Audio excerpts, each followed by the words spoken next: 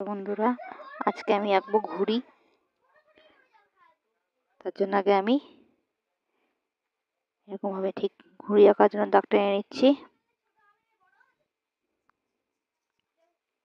এবার ভেতরে আমি চোখ আঁকবো দুটো।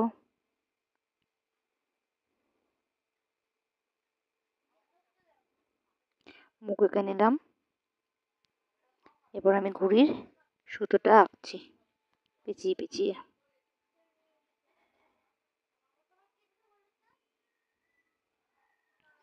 ওর মধ্যে একটু আমি ডিজাইন দিয়ে নিচ্ছি সুতোতে।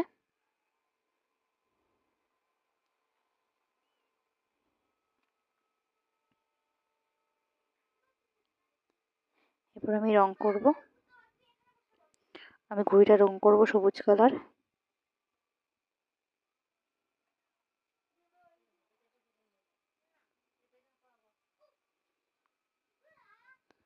আর এইগুলো আমি বিভিন্ন কালার করে নেব, ডিপ কালারের, কমলা, গোলাপি,